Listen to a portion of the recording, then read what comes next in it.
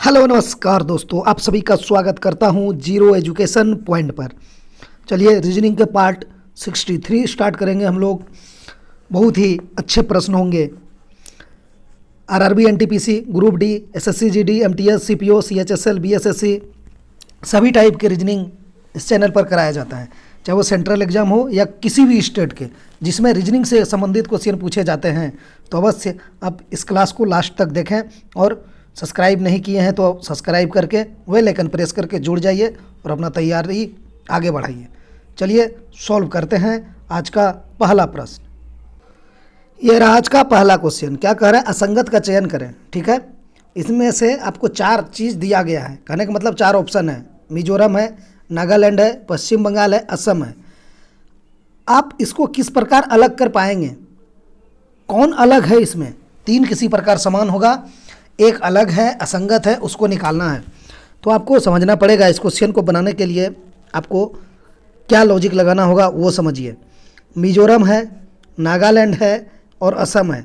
ये क्या है? भारत के उत्तर पूर्वी राज्य है।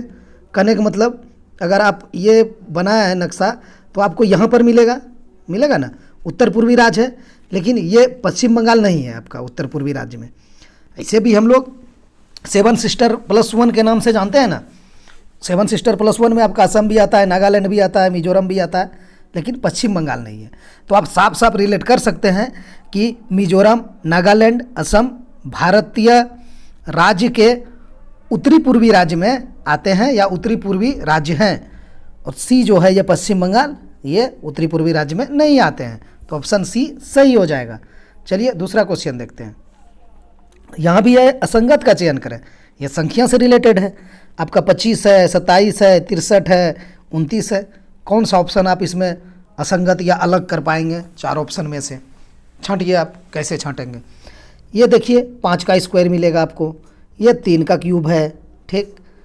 63 है, ये भी स्क्वायर क्यूब कुछ नहीं है, लेकिन ये 9 सतह 63 होता है। कहने का मतलब इसमें 9 से भी भाग लगेगा, 7 से भी भाग लगेगा। लेकिन आपका डी जो है 29, ये क्या है? अभाज्य संख्या है। यही सबसे अलग हो जाएगा। अभाज्य संख्या है। 29 में किसी से भाग नहीं लगेगा, सिर्फ 1 से लगेगा और 29 से लगेगा। और बाकी जो आपको दिया गया है इसमें तो 5 से लगेगा, 1 से लगेगा, ठीक, 25 से लगेगा, इसमें 1 से लगेगा, 3 से लगेगा, 9 से लगेगा, 27 से लगेगा, इसमें 1 से लगेगा, 9 से लगेगा, 21 से भी लग जाएगा। 21 या 63 होता है। तो अभाज्य संख्या तो हम लोग जानते हैं जिसमें 1 से भाग लगे और सिर्फ वही संख्या जो दी हुई है, तो 29 से ही लगेगा। इसलिए यही विषम हो जाएगा, असंगत हो जाएगा, जो भी कहिए भिन्न हो जाएगा। ऑप्शन डी राइट आंसर हो जाएगा इस क्वेश्चन का। चलिए तीसरा क्वेश्चन सॉल्व कीजिए। यहाँ भी आपको असंगत निकालना है, तो आप निकालिए। कैसे निकालेंगे? देखिए लॉजिक लगाना पड़ेगा आपको। MOQ है, ठीक है।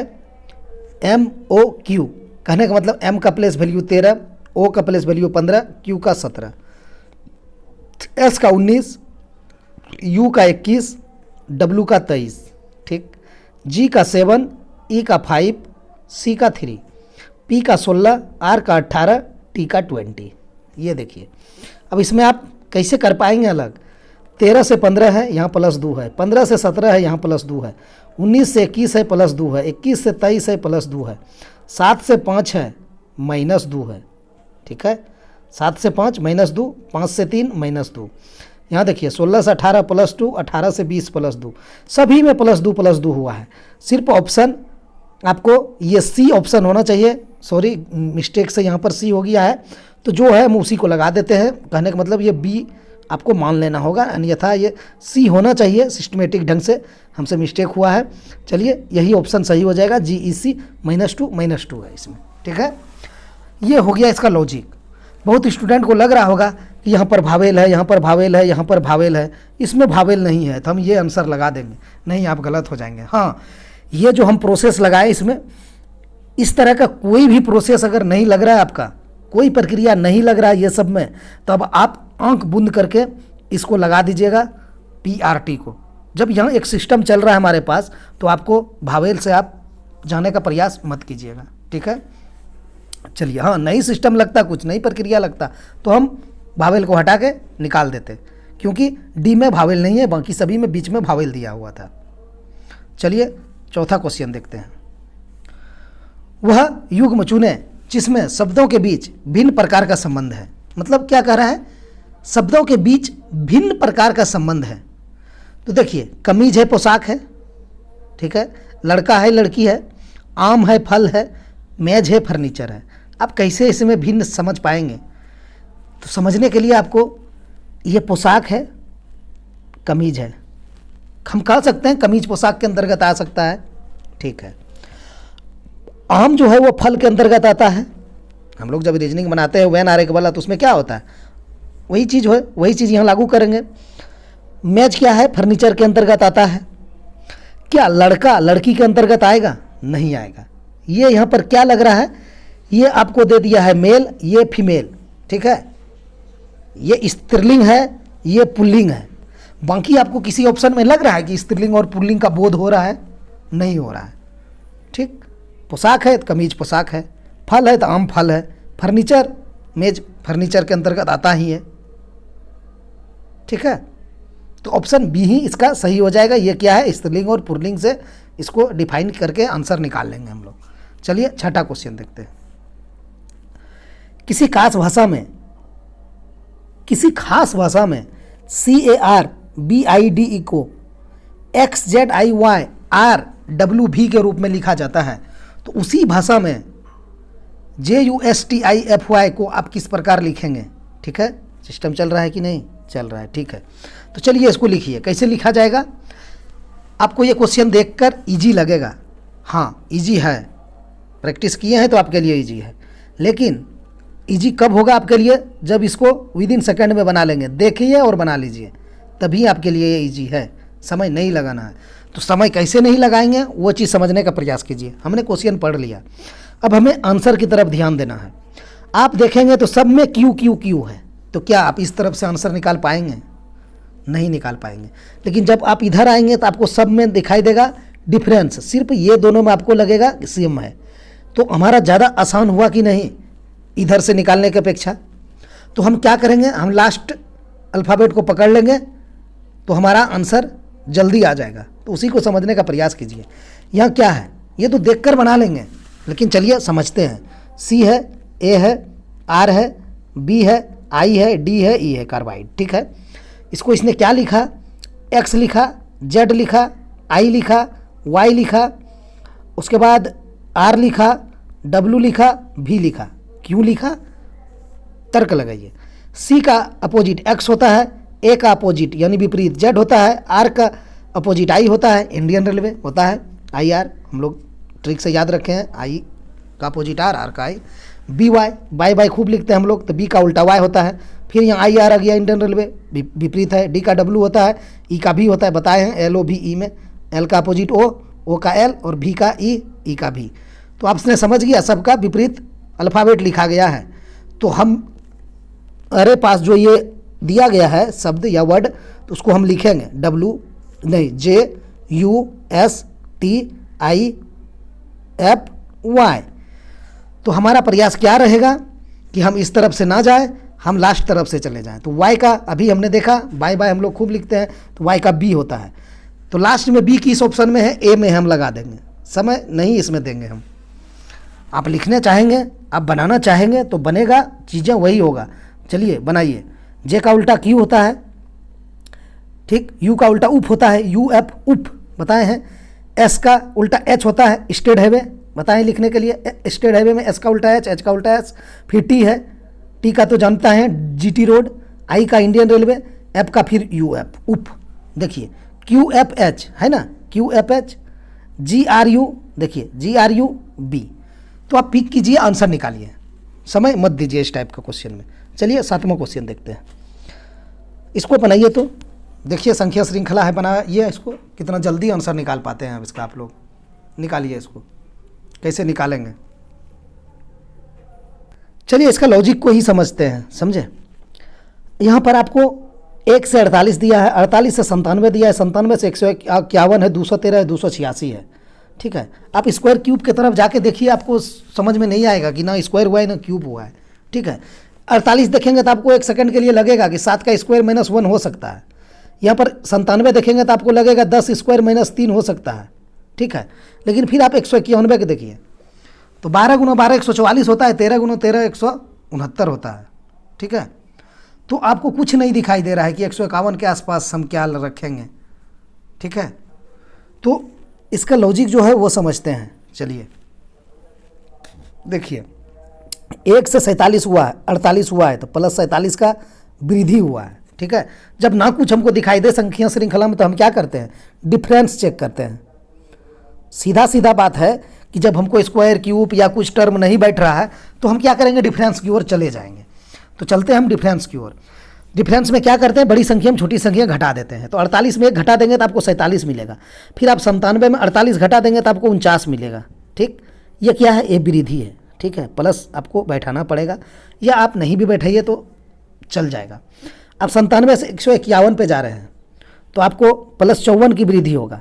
क्यों, क्योंकि यहाँ लास्ट में 7 है, यहाँ 1 है, तो आप 7 में 4 जोड़ेंगे तभी आपका 11 पहुँचेगा।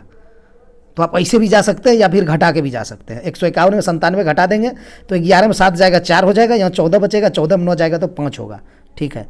अब अगला देखिए 213 में 151 घटाना है तो आप 3 में 1 घटा देंगे 2 हो जाएगा, और 21 में 15 घटा देंगे 15 6 21, ठीक है, 62 हो जाएगा। तो हमने क्या बोला, लास्ट में जब यहाँ 21 बचा डबल डिजिट यहाँ भी बचा तो आप घटा सकते हैं।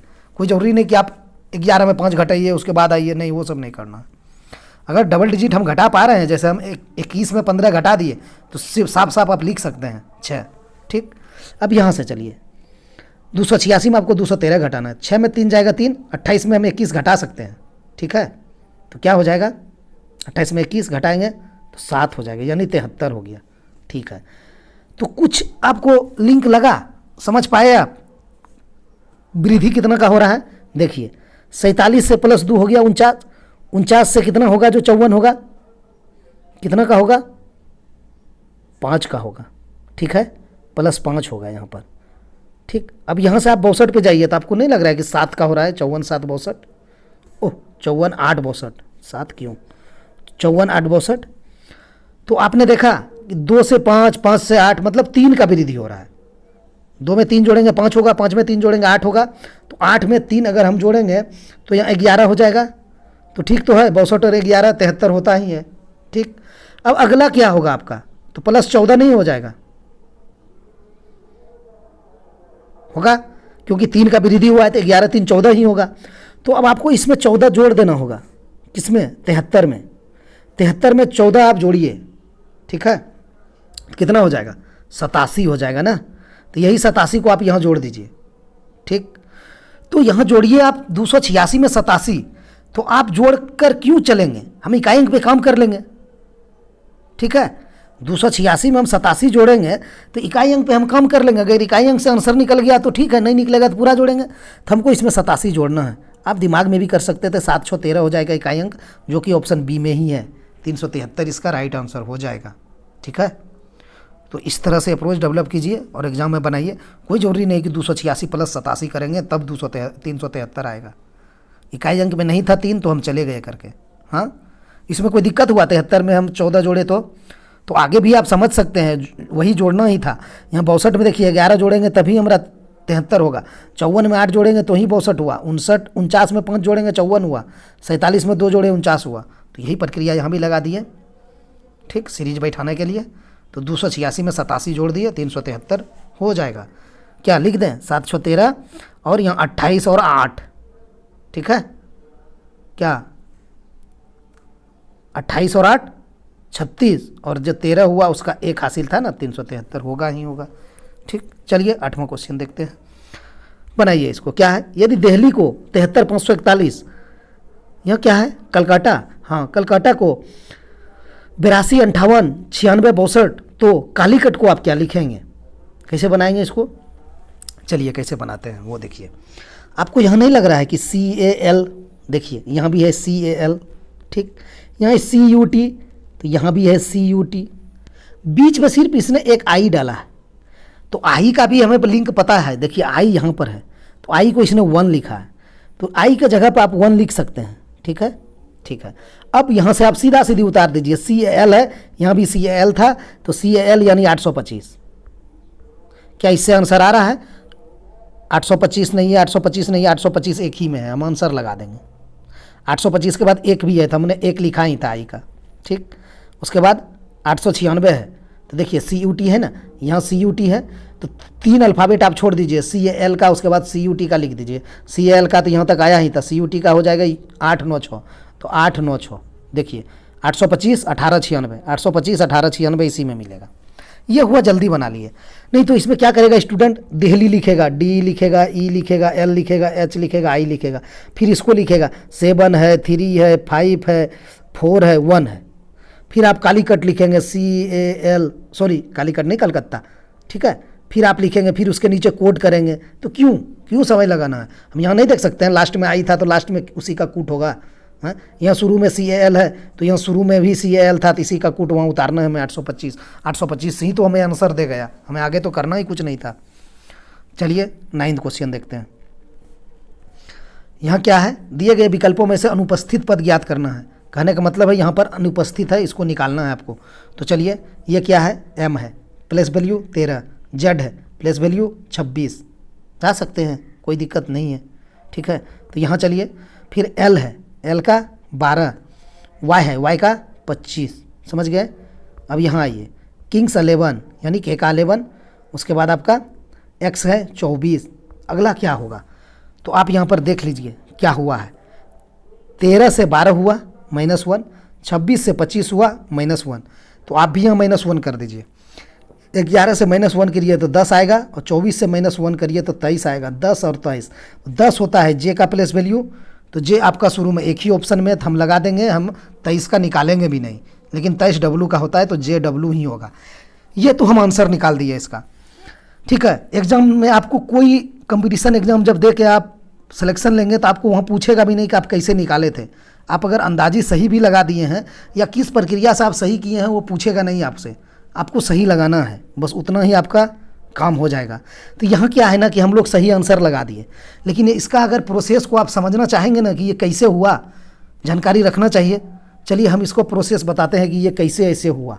बनने का तो बन गया, आंसर आपका वही आ गया, लेकिन इसका जो लॉजिक है ना वो अभी हम लिखते हैं, वहाँ से भी यही आंसर आएगा, लेकिन 1 सेकंड समय दीजिए, कुछ सीख लेंगे आप लोग। चलिए इसको हम साफ करते हैं, ठीक है। अब देखिए इस किस लॉजिक पे इस क्वेश्चन को बनाया गया था। हम लिखते हैं ना ABCDEFGHIJKLM। M मेरा प्रथम अर्धांश होता है कि नहीं, अल्फ़ाबेट में 26 होता है, 26 में M तक क्या होता है, इसको प्रथम अर्धांश बोलता है, यानी 13 तक होता है। M का प्लेस वैल्यू 13 होता है ना, 1 से 13 तक हो गया। अब द्वितीय अर्धांश किसको बोलता है, N से लेके Z तक, तो यहाँ बैठाइए N, ठीक है, O P Q R S T U V W X Y Z, ठीक है। अब देखिए इसका लॉजिक यहाँ से निकल कर आता है कि M का Z के साथ, तो देखिए यहाँ M का Z के साथ, L का Y के साथ, देखिए L के Y के साथ, K का X के साथ, देख रहे हैं ना, ये KX है, कहाँ पर, यहाँ पर ये KX है, तो यहाँ KX है, तो उसके जब आप पीछे आएंगे तो आपको क्या मिलेगा, KX के बाद J और W, देखिए यहाँ पर J और W है। ये इसका लॉजिक था, प्रथम अर्धांश को लिखा गया था, उसके बाद द्वितीय को फिर लिखा गया था, लेकिन A से लिखा गया था। लेकिन आपको ये नहीं पूछेगा, वहाँ आपको एग्जाम में आंसर निकालना है, चाहे तुक्का मार के ही निकाल दें, सही हो गया तो आपके लिए बेस्ट ऑफ लक है, कोई दिक्कत नहीं है। लेकिन लॉजिक ये था, थोड़ा जानना भी जरूरी है, तो चलिए हमने डिफाइन कर दिया। चलिए 10वां क्वेश्चन देखते हैं। 10वां क्या है, प्रत्येक विकल्प में संख्या किसी तरह से जुड़े हुए हैं, असंगत को पहचानिए। कहने का मतलब 3 और 8 है ना, किसी प्रकार ये जुड़ा हुआ है, या किसी प्रकार का इसमें रिलेशन बन रहा है। 6 और 35 जो है ना, ये भी किसी प्रकार का जुड़ा है, कोई रिलेशन बन रहा है, इसमें भी कोई संबंध बन रहा है, इसमें भी बन रहा है। सब में तो नहीं बनेगा, किसी एक में नहीं बन रहा है, वो आपको निकालना है, वो आप निकालिए। तो देखिए आपको साफ साफ दिखाई दे रहा होगा, ये क्या है, 3 और 8 है, तो आपको नहीं लग रहा है 3 का स्क्वायर -1 है, 3 का स्क्वायर 9 -1 करेंगे तो आपको 8 मिलेगा। यहाँ भी 6 स्क्वायर 36 होता है, ठीक, 36 स्क्वायर -1 नहीं है, मतलब 6 स्क्वायर -1 35 हो गया। यहाँ भी देखिए 1 स्क्वायर -1 है, एक स्क्वायर 1 माइनस 1 करेंगे तो आपको 0 आएगा। लेकिन यहाँ देखिए 7 स्क्वायर करेंगे तो आपको 49 मिल जाएगा, और 49 में -1 करेंगे तो आपको 48 मिलेगा, यानी 48। तो यहाँ 50 क्यों दिया इसने, +1 कर दिया, तो यही असंगत है, इसी को हम निकाल दिए, ये असंगत है। ठीक है, ठीक है। चलिए 11वां क्वेश्चन देखिए। ACEZ है, ZXBT है, तो IKMO कैसे आप करेंगे, कौन सा ऑप्शन लगाएंगे इसमें, ज्ञात करेंगे आप, करिए ज्ञात। वही कहा आपसे, दिए गए विकल्पों में से अनुपस्थित पद ज्ञात कीजिए। यहाँ पे आपको अनुपस्थित लग रहा है, निकालिए इसको। चलिए इसको जल्दी से सॉल्व करते हैं, इसमें समय नहीं देते हैं हम लोग, न लिखते हैं, इसको डायरेक्ट बना देते हैं। हाँ, आप लोग भी बना लिए होंगे, इस तरह का प्रश्न बहुत प्रैक्टिस किए हैं। ए से जेड हो गया, विपरीत हो गया। ठीक है, अब विपरीत बोल सकते हैं आप, अपोजिट बोल सकते हैं इंग्लिश में, तो विपरीत है। सी का एक्स विपरीत है, ई का भी है, गुजरात टाइटन या GT रोड, ये तो ईजी है, बन गया। तो फिर यहाँ वही बात फंसता है कि आप आंसर जल्दी कैसे निकालते हैं इस तरह का क्वेश्चन में, क्योंकि इस तरह का क्वेश्चन सभी बनाएगा, जो पहला बार भी एग्जाम दे रहा है ना, वो भी शायद इस तरह का क्वेश्चन को बना ही लेंगे। लेकिन इसमें कौन बाजी मार जाएगा, जो इसको देखते साथ बना लेगा। तो वही चीज़ हमें करना है। देखिए आप किसको पकड़िएगा, हमको लगता है इसमें कुछ भी पकड़ लीजिए, आपका आंसर आ जाएगा। आप लास्ट का ही अल्फ़ाबेट पकड़ लीजिए ना, सब अलग अलग दिखाई दे रहा है, तो लास्ट का अल्फ़ाबेट पकड़ते हैं हम। ओ का अपोजिट क्या होता है बताए हैं, LOVE में, लब में L का O और B का I, O का L, E का भी, तो LO, यानी O का L हो जाएगा। तो ऑप्शन डी में आपको दिखाई दे रहा है, लास्ट में L है। ठीक, अब पहला अगर पकड़ते I को, तो I का अपोजिट क्या होता है, R होता है, इंडियन रेलवे बताए हैं IR। तो R यहाँ 2 ऑप्शन में था, B में भी था और D में भी था, शुरू में अल्फ़ाबेट RR, तो इसलिए हम बोले लास्ट पकड़िए। लास्ट में अलग अलग था, E था, N था, M था, L था। ठीक, ये तो हो गया, एक झटके में हम निकाल दिए। चलिए बनाते हैं। आई का अपोजिट R होता है, इंडियन रेलवे। के का अपोजिट PK फिल्म होता है, P होता है, पता है हमको। M का बताए हैं हम लोग शुरू में, मोदी जी की मन की बात, M का उल्टा N। ठीक, O का उल्टा लब में बताए ही है L, RPNL, कोई दिक्कत, RPNL हो गया। चलिए 12वां क्वेश्चन देखते हैं। चौथे स्थान के लिए उपयुक्त संख्या चुनें। ये आपका चौथे स्थान है, एक स्थान ये, 2 स्थान ये, 3 स्थान, चौथा स्थान के लिए उपयुक्त चुनिए। तो इसको आप कैसे बना पाएंगे, इसको आप बनाने के लिए इकाई अंक पर काम करिए। देखिए आपको ये 27 दिखाई दे रहा है, 108, तो यहाँ इकाई अंक 7 है, 7 गुना 4 करिए तो कितना होता है, 28, लास्ट में इकाई अंक 8 आ रहा है। ऐसे भी आप जब 27 गुना 4 करेंगे 108 होगा। नहीं कर सकते तो दिमाग में कर सकते हैं, कैसे, 25 चौक 100 होता है कि नहीं, तो 25 को जब हम गुना 4 से करते हैं तो 100 होता है, तो ये 27 है, यानी 2 ज़्यादा है ना, तो 4 से ही तो गुना करना है, तो 4 दूना 8 ज़्यादा है, 108 है। आप ऐसे भी कर सकते हैं, 27 चौक 108, इसमें कोई ज़्यादा था नहीं कुछ। जब 27 गुना 4 करें 108 आया, तो आप यहाँ कौन सी संख्या रखेंगे जिसको आप 4 से गुना करेंगे तो आपको 776 आएगा। तो आपको यहाँ फिर समझना पड़ेगा कि ये हमको 4 से गुना करना है, तो 4 से गुना करना है और लास्ट में हमको इकाई अंक 6 लाना है, तो आप किससे गुना करेंगे, किस चीज़ का इकाई अंक रहेगा जो आपको 6 आएगा, तो क्या 2 रहेगा, 2 कभी नहीं होगा, 4 गुना 2 8 हो जाएगा इकाई अंक। 4 है, 4 से गुना करेंगे 16 आ जाएगा, इकाई अंक 6 आ रहा है मेरा। और कहीं है 7 से करेंगे 7 चौक 28 हो जाएगा, 8 हो जाएगा, यहाँ 6 है। फिर यहाँ 7 करेंगे 7 चौक 28 हो जाएगा, यहाँ 6 है। तो ऑप्शन बी ही इसका राइट आंसर हो जाएगा, इकाई अंक से हम काम कर लेंगे। ठीक है, नहीं तो आप अगर पूरा करने चाहेंगे तो आप करिए, 194 गुना 4 आ जाएगा, कोई दिक्कत नहीं है। 4 चौक 16 और 19 चौक 76, 177। ठीक, हमेशा जब 2 डिजिट बटे ना तो आप गुना कर दीजिए। ठीक, अगर कर सकते हैं तो जैसे 19 चौक 76 हम कर दिए, नहीं तो वो वाला नियम अब छोड़िए जो हम लोग करते थे, 4 गुना 4 करेंगे 16 हासिल 1, फिर 9 चौक 36, यहाँ पर 6 डालेंगे, फिर हासिल 3, तो 4 1 4 3 7, 766। हाँ, ऐसे नहीं करेंगे। अच्छा, कहीं गलती हो गया, 4 चौक 16 हासिल 1 और 9 चौक 36 137, सॉरी। तो इसमें आपको फंसेंगे भी, दिक्कत भी होगा। जब हम 4 गुना 4 कर लिए शुरू में, तो आ गया मेरा 4 गुना 4 16 हासिल 1, तो डायरेक्ट हम 2 अंक से गुना कर देंगे, 19 चौक 76 और 177। देखिए ये चीज़ सीखना पड़ेगा, सीखिए। हो गया। इसको आप एक प्रक्रिया से और जा सकते थे, आप 4 से भाग भी दे सकते थे, आप इसमें भी 4 से भाग दे सकते थे। तो 4 1 4 हो जाएगा, हासिल 3 रहेगा तो 37 हो जाएगा। तो कितना हो जाएगा फिर, 9 चौक 36 हासिल 1, 4 चौक 16। देखिए 194 वहाँ से भी आएगा। नहीं तो एक चीज़ और कर सकते थे, कैसे, 27 गुना 2 कर सकते थे, कितना हो जाएगा 54। 54 में आप फिर 54 जोड़ सकते थे, यही 27 का दोगुना, तो 108 हो जाएगा। ठीक है, तो यहाँ भी वही चीज़ करना पड़ता है आपको 194 का। तो सबसे अच्छा हमें जो इकाई अंक पे काम करना था वो अच्छा लगा। 7 चौक 28, यहाँ 4 चौक 16, काम खत्म। चलिए 13वां क्वेश्चन देखिए, ये क्या है, दिशा संबंधित है, इसको बनाइए। मेरा मुख दक्षिण की ओर है, मैं दाएं हूँ और 20 मीटर चलता हूँ। ठीक है, क्यों पढ़ें, हम बनाने का ही प्रयास करते हैं, आप लोग भी बनाइए। देखिए क्या है, मेरा मुख दक्षिण की ओर है, तो आपको ये तो पता है ऊपर उत्तर होता है, नीचे दक्षिण होता है, नीचे होता है तो फिर वहाँ क्यों लिखे, नीचे दक्षिण होता है, इधर पूरब होता है, यहाँ पश्चिम होता है। तो मेरा मुख दक्षिण की ओर है, कहने का मतलब आपका मुख दक्षिण की ओर है, नीचे है, तो आपका दायां इधर हो जाएगा। ठीक है, और बायां इधर हो जाएगा। अगर इसमें किसी को दिक्कत है तो आप यहाँ समझ लीजिए कि अगर आपका उत्तर की ओर मुख है तब आपका बायां इधर होगा और दायां इधर होगा, और यही चीज़ पलट गया, अगर नीचे आ गया तो एकदम आपका दाएं इधर चला आएगा, बायां इधर चला आएगा। ठीक है, यहाँ से भी आप रिलेट कर सकते हैं, यह चीज़ें हो गया। अब हम लोग चलाते हैं। मेरा मुख दक्षिण की ओर है, मतलब नीचे की ओर है, अभी हम जो डायग्राम बनाए यहाँ पर है। ठीक है, मैं दाएं हूँ, मैं इधर हूँ। ठीक है, मैं दाएं हूँ और 20 मीटर चलता हूँ, तो दाएं हूँ तो 20 मीटर चलता हूँ, तो चले दाएं ही 20 मीटर चल दिए। ठीक है, ये 20 हो गया, टेढ़ा नहीं बनाना है, नहीं तो दिक्कत हो जाएगा। ये हो गया 20 हो गया। ठीक है, फिर मैं पुनः दाएं मुड़ता हूँ। जब आप इधर पश्चिम की ओर जा रहे हैं तो आपको फिर दाएं मुड़ना है, तो आपका दाएं ऊपर हो जाएगा। दाएं मुड़ना है और आपको 10 मीटर चलना है, 10 मीटर चलता हूँ। फिर मैं बाएं मुड़ता हूँ और 10 मीटर चलता हूँ। जब आप उत्तर की ओर जा रहे हैं तो आपका बायां हो जाएगा पश्चिम तरफ, आप 10 मीटर फिर चले। जिसके बाद मैं दाएं ओर मुड़कर 20 मीटर चलता हूँ। आप पश्चिम की ओर जा रहे हैं तो आपका दायां फिर इधर हो जाएगा, फिर आपको 20 चले, आप 20 मीटर चलता हूँ। फिर मैं पुनः दाएं मुड़ता हूँ।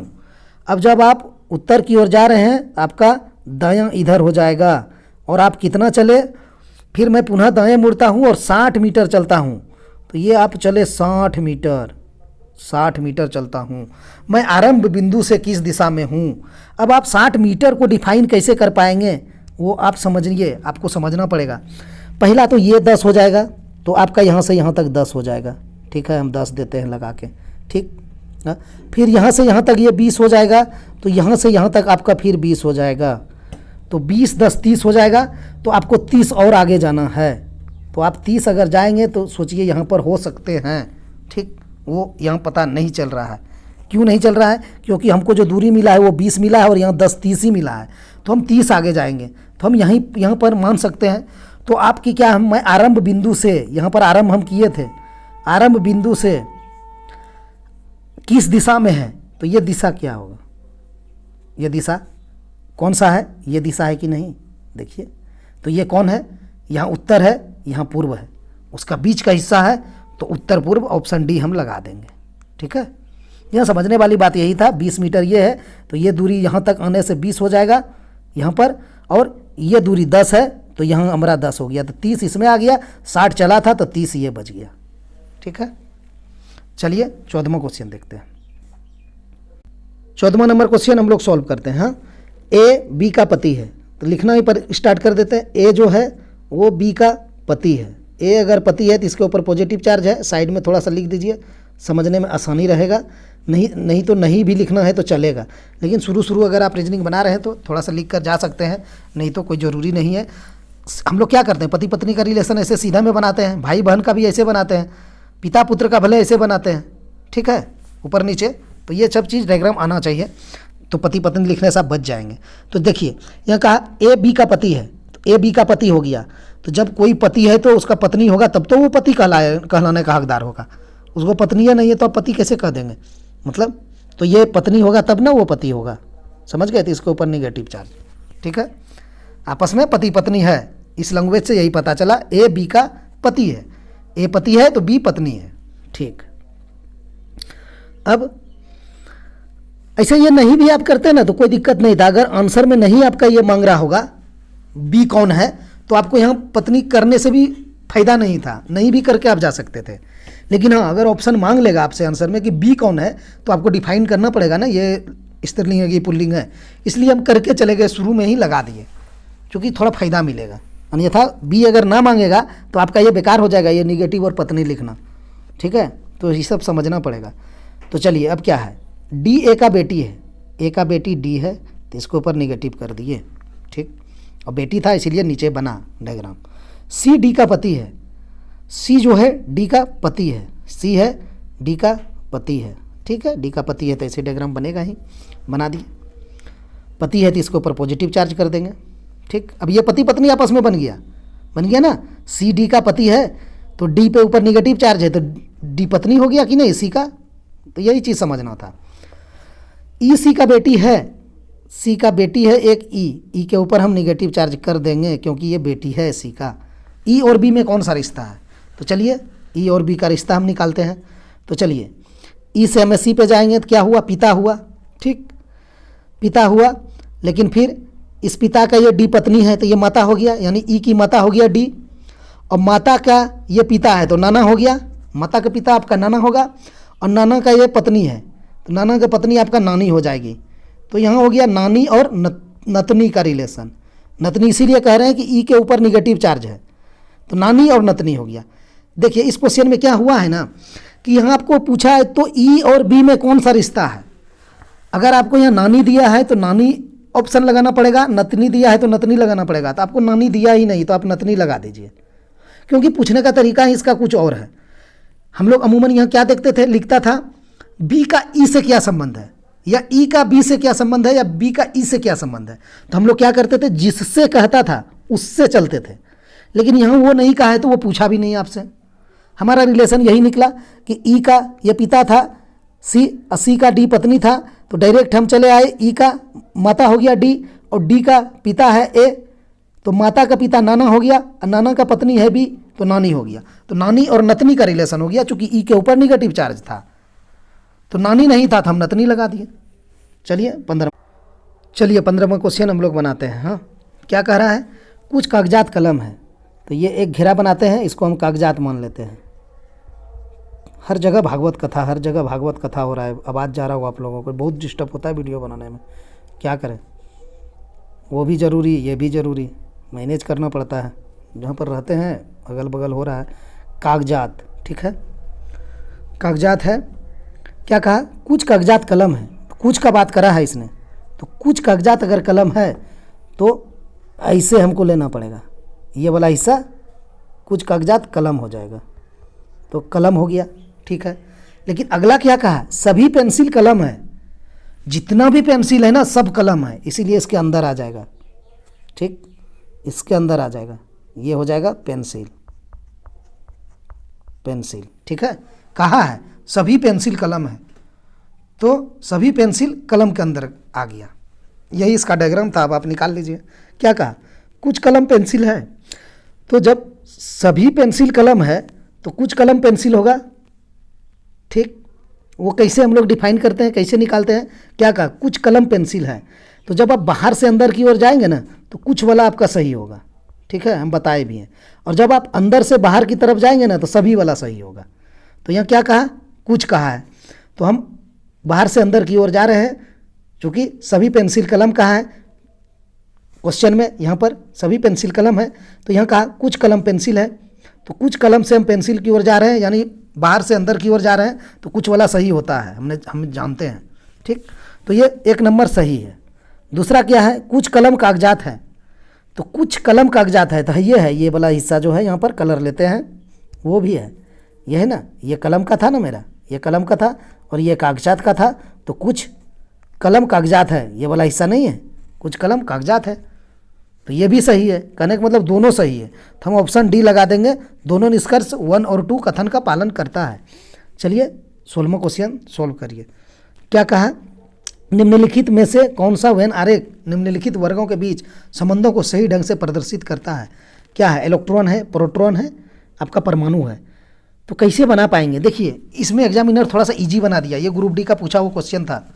ठीक है, पीछे वर्षों में जो हुआ है, यहाँ पर थोड़ा सा इजी आपके लिए इसीलिए हो गया ना, यहाँ परमाणु दिया है तो आप ये परमाणु बना लीजिए। ठीक है, अब परमाणु के अंदर आपको इलेक्ट्रॉन मिल जाएगा और प्रोटॉन भी मिल जाएगा। हम दोनों अलग अलग इसीलिए क्यों कहे, थोड़ा सा इजी बना दिया इसने, थोड़ा सा इजी बना दिया इसीलिए कि यहाँ परमाणु बना के अगर इसके अंदर ये और इसके अंदर भी ऐसे करके एक ऑप्शन दे देता ना तो आप फंस जाते हैं। फिर आपको सटीक जानकारी रखना पड़ता कि परमाणु के अंदर प्रोटॉन न्यूट्रॉन होते हैं, इलेक्ट्रॉन चारों ओर चक्कर लगाते हैं, हम लोग ये सब साइंस में पढ़े हैं, ठीक है। तब यहाँ फंस जाते, ये ऑप्शन हमें नहीं दिया है तो हमारे लिए काम आसान हो गया। क्या कि परमाणु के अंतर्गत या परमाणु के अंदर आपको ये ए दिया है, देखिए यहाँ पर ए मतलब यहाँ पर डिनोट भी किया है इलेक्ट्रॉन, और ये बी है, बी मतलब प्रोटॉन। ये बाहर वाला सी है, यहाँ सी लिखा भी है परमाणु के अंदर। तो इजी इसीलिए हम बोले हो पाए, ये नहीं दिया था। तो आप सीधी सीधी इसको लगा सकते हैं ऑप्शन सी, परमाणु के अंदर इलेक्ट्रॉन प्रोटॉन, ठीक है।